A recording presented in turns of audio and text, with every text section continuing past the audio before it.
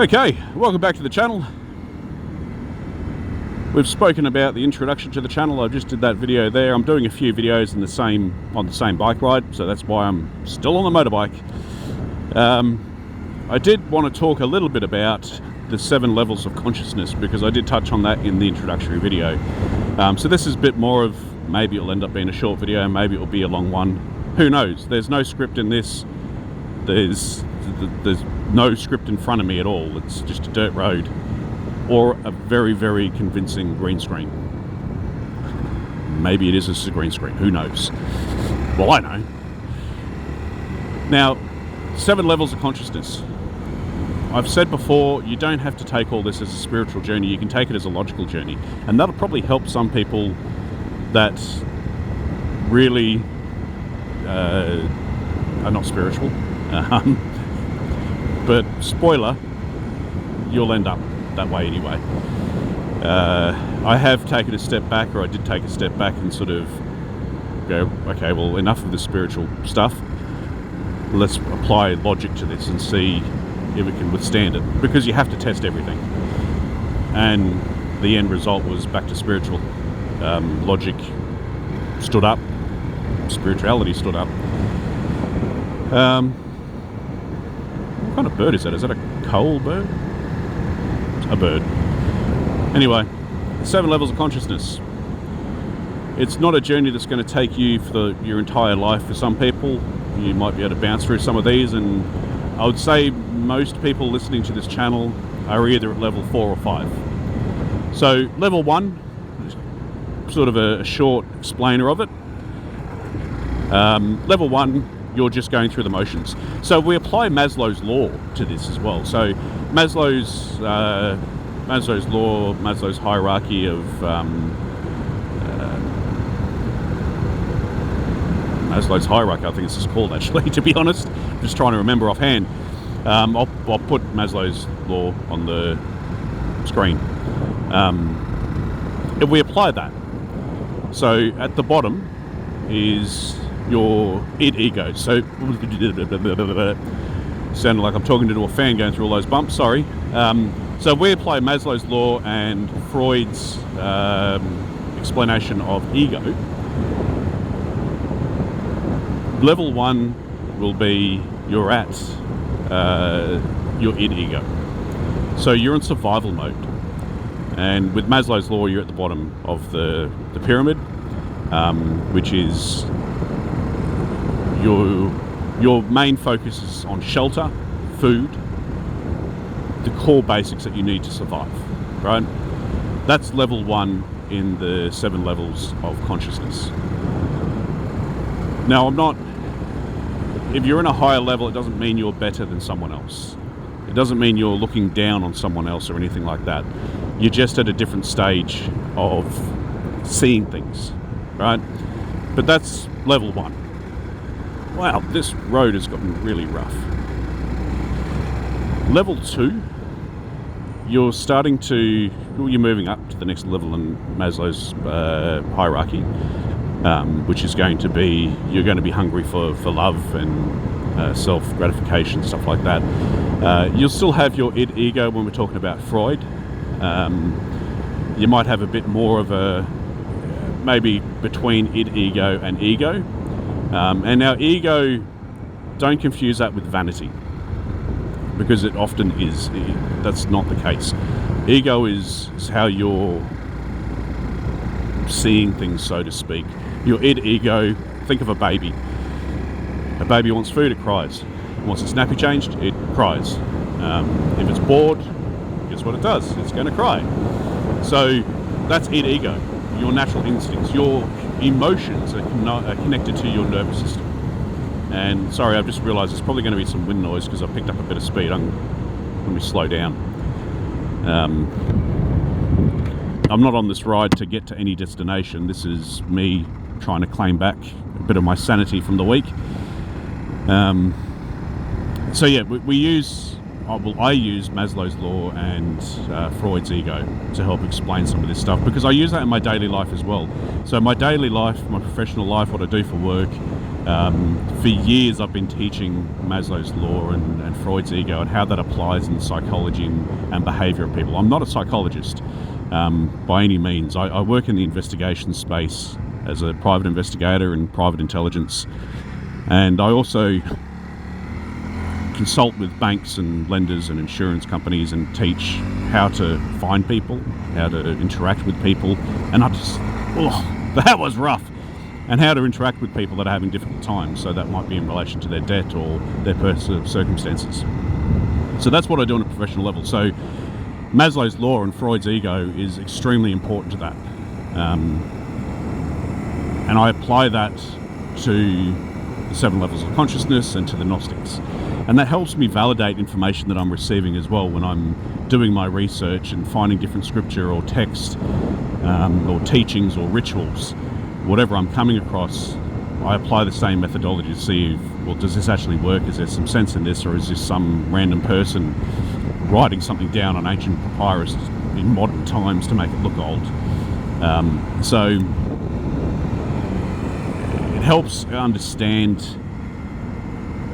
the levels of consciousness. So yeah, level 2, back to that. Sorry, it's easy for me to get distracted on the bike because there's bumpy bits and cars coming and fog, and I don't know if you can see the fog, but there's a bit of fog. And if there is fog, I should probably wipe the front of the camera, because if it's fogging up my helmet, it's probably fogging up the camera. Level 2, yep. So ego, maybe a little bit of ego. So you're more aware of consequences of your action or actions, and you'll start to believe you are your failures, your successes. You'll start to believe that is you, that is yourself. That's your level 2. You may have a religion, may not. Again, all that's just a distraction from the Gnostic teachings anyway. You can be religious, don't get me wrong, you can have any faith you like, but anything outside of yourself is a distraction from a Gnostic point of view. Level 3, you're a nerd. That's probably the best way of putting it. If you take offense to that, well, cool. But essentially you're a nerd. You're at the stage where you're excited. You're just passionate about finding more information. You're trying to get your hands on everything you can. You'll download all these books and PDFs, buy all these different books. You'll find all these YouTube channels and you're just trawling through everything. You'll find symbolism, and you'll probably watch Dan Brown's The Da Vinci Code 50 million times to try to pick up on things. That's level 3. You're excited. You found something new, fantastic, and you're just trying to gather as much intelligence on that as you can, and that's level 3. And level 3 is a trap, because some people get stuck in that stage for a long time. I was stuck at level 3 because I'm naturally a nerd anyway, for about a year, maybe more, to be honest with you. It's because it's addictive. There's so much information out there, there's so much to decipher, and the hardest part now is there's so much AI content put out there which there's no thought. AI, you've got to challenge it. To give you an example, so I had insurance for my motorbike actually come through a renewal, and so they've sent the new contract through and I just dumped it in AI, the old contract and the new contract, and I just said review these contracts and tell me if there's any significant changes I need to be aware of, anything that stands out. And it came back saying, nope, all good, everything's the same. Oh, okay, cool. And so I just started reading through the new one, and the previous policy that I had wouldn't cover me on dirt for a dirt bike, when previously it did. AI didn't pick up on that, and so I went back into the AI, chat GPT I was using, and said, well, what about this clause? Oh yeah, well that's a significant change, and that will affect you if you ride your dirt bike on dirt. Well, it's in its name. I do. And so I went through more and picked up on a lot. You've got to challenge it. And AI, I've found, it is censored. It does have its limitations, and there is a narrative it's got to go by. So you need to be really careful when you're reading text that comes from AI, and you need to apply logic to it. So anyway, back to levels. Level 3, you're a nerd, you're gathering everything you can, you're excited about it, you're trying to find everything you can, you want to talk to people about it, and that's where you'll discover that some people are just going to, no, they're not going to be interested at all. They may listen to you, but that's just because they're being polite. Don't try to convert anyone into this kind of stuff. There's no point, and this is why the mystic schools were secretive. They didn't want you telling everyone outside the mystic school because, well, there's an old saying that a famous person, he got pinned to a cross for it. Those with ears will hear, those with eyes to see. If you're not ready for it, you're not ready for it. Don't try to convince someone else because you're ready for it and you're hungry for it. Level 4, the easiest way to know that you're at level 4 is when you're fed up, you've had enough. You're done researching. You've worn yourself out with all the research, and now you're at a point where you're just like, yeah, okay, wow, another symbol. Oh, another scripture. Who cares? You're worn out from all the research and all the hype that you had in level 3. So that means you need to start applying, right?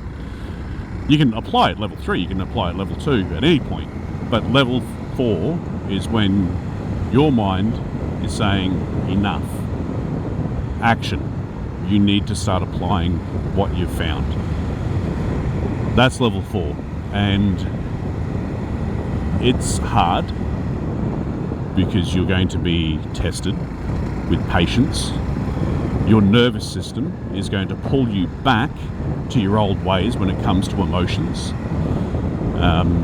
You're going to be tested, and you will get through it. It may not be on your first attempt, may not be on your second.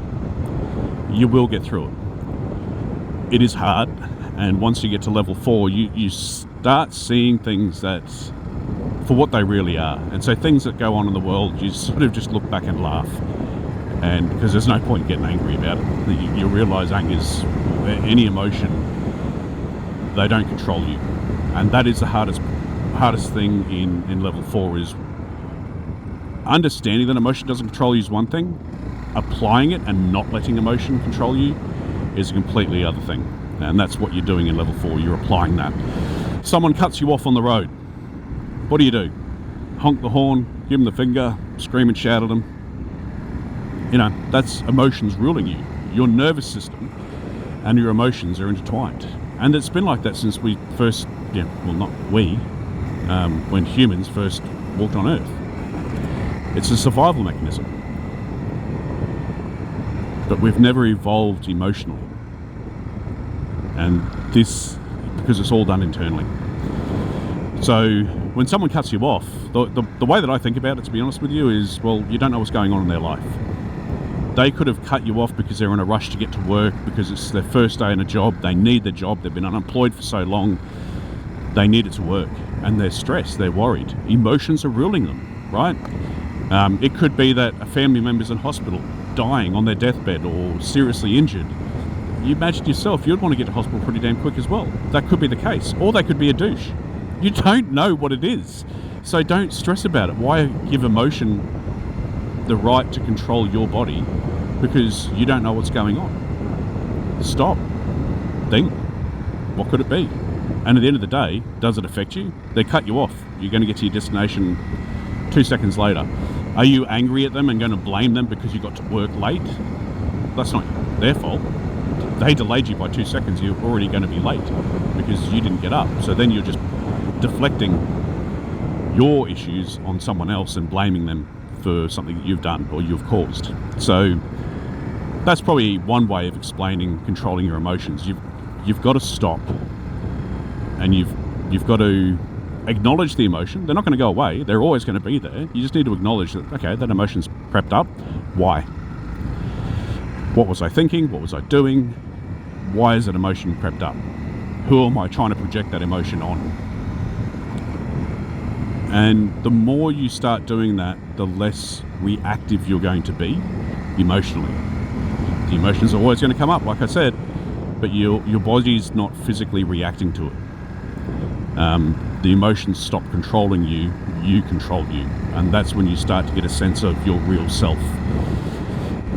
So it's a tough journey, and you'll get the pulls, which is pulling you back to, say, level 3 or level 2 or level 1. It's not just a case of getting pulled back to one level, you get pulled back 3 levels for a split second there, and you've got to stop and reset and go, right, why? What's going on? Why is that happening? That's when you're in level 4. When you get to level 5, you don't have to think as much about catching those emotional reactions. You're just naturally doing it. Every time an emotion comes up, you've already caught it, you're aware of it, and you're assessing it. So that's level 5. It just becomes second nature, and you're still going to get pulled back into 4. It's going to happen. Level 6 and 7 we'll talk about in another video. The first 5 levels are probably the most important, because they're the ones that, well, anyone really watching this video are going to be within those first 5 levels. So there's a lot ahead of you, depending where you're at, and there's a lot of practice you need to be doing on yourself, a lot of self-reflection, and it all starts with the mirror. Look in the mirror. I can't stress that enough. The mirror is probably the most powerful tool and symbol that is out there. We'll do a video on symbolism and what the different symbols mean and stuff like that, and I do have to be careful because the world is changing. I live in Australia, if you haven't picked up on my bogan accent, and laws are changing. We've got anti-hate speech laws, which means I can't say anything that could potentially offend someone, unless I'm talking about religion. So maybe we're covered, even though this isn't religion. But it does get blended in with that very easily. And symbols. They've now made certain symbols in Australia illegal. Yep, that's a thing. They do have an exception to that where those symbols are used for religion. So, for example, I don't even know if I'm allowed to say it, but there's one for an old German military group, we'll say, a symbol that they adopted is now illegal in Australia, and anything related to that is illegal, except when using it from a religious context and for or explaining education in religion, because it is a religious symbol that they used. So it makes it a bit harder. I don't know how comedians are going to operate in Australia now with this new anti-hate speech law, because it's got nothing to do with hate speech. It honestly doesn't. Not the way that I see it anyway. It's really restricting, and comedians by nature, they say things that are definitely going to upset a lot of people.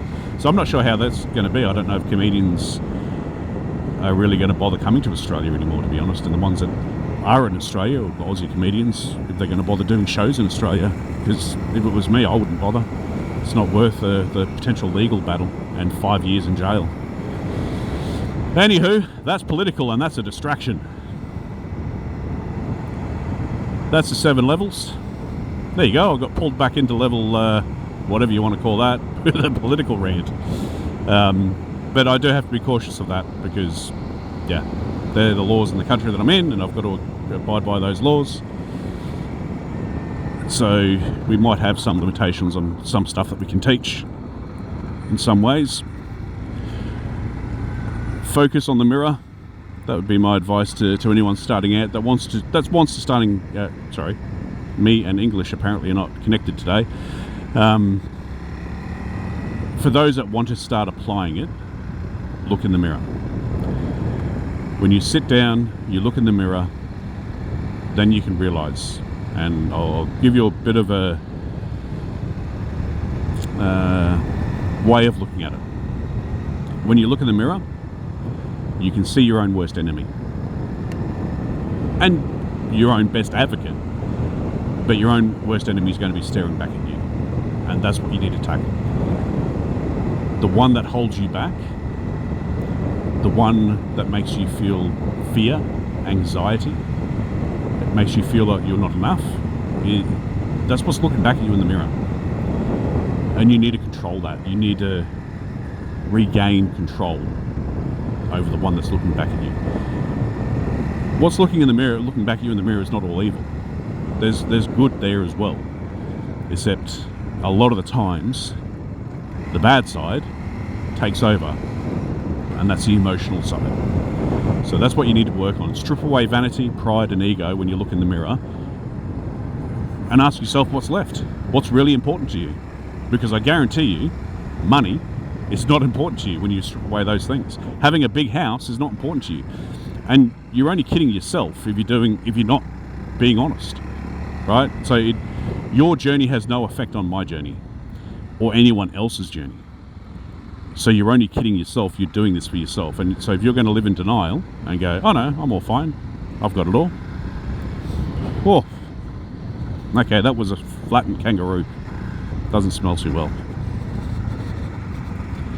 Yeah, so don't kid yourself. If you're really ready, look in the mirror, start with that process, and then go on from there.